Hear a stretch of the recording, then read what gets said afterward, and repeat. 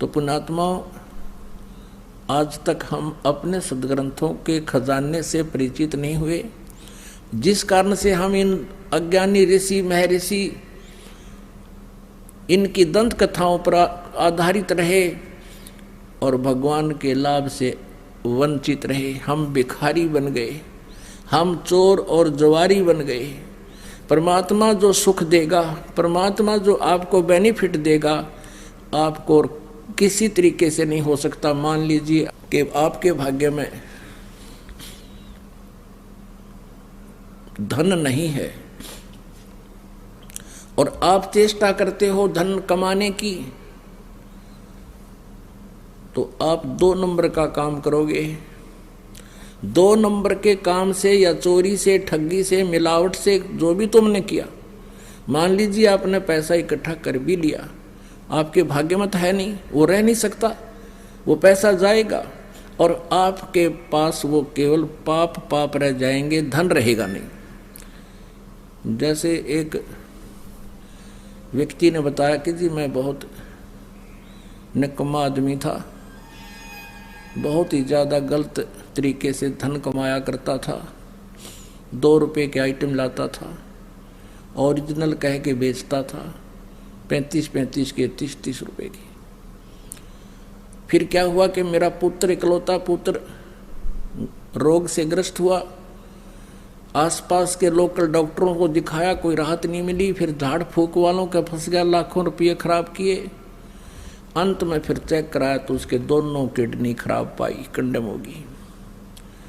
ऐसे अपने रिश्तेदारों से किसी से किडनी वगैरह डोनेट करवा के 3.5 लाख रुपए, आज से 15 साल पहले की बात, 16 वर्ष पहले की बात है, 3.5 लाख रुपए लगे और वो किडनी बदलवाई, गुर्दा चेंज कराया, लड़का स्वस्थ हो गया, राहत की सांस ली। 6 महीने के बाद वो लड़का बस दुर्घटना में मृत्यु को प्राप्त हो गया। ओए होए, जिस बच्चे को सुखी देखने के लिए, जिस बच्चे को मैं धनी बनाने के लिए और दुनिया को लूटा करता था, वो लूटा हुआ पैसा भी नहीं रहा और बेटा भी नहीं रहा। अब फिर इस दास ने बताया कि तेरे पास क्या रहा, तेरे पाप कर्म रह गए, वो तना अभी भोगने बाकी है, और वो 2 नंबर से किया हुआ पैसा भी नहीं रहा और वो बेटा भी खो दिया इन पापों के करने से।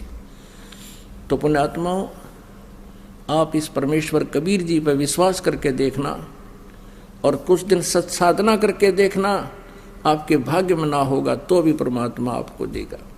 अब कहते हैं जय तुझे धन भी चाहिए तो मेरी साधना कर, इतना धन दे दूंगा, तेरे सूत में नहीं आएगा। लेकिन पुण्यात्माओं, आप जी का उद्देश्य धन कमाना ही नहीं होना चाहिए। इस ज्ञान के आधार से आपका मुख्य उद्देश्य ये हो कि मेरी जन्म और मृत्यु का रोग कटे,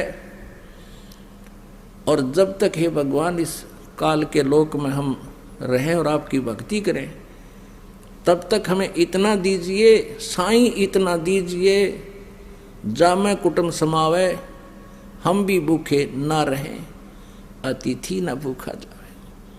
तो ये आपको अवश्य देगा, ये पूर्ण परमात्मा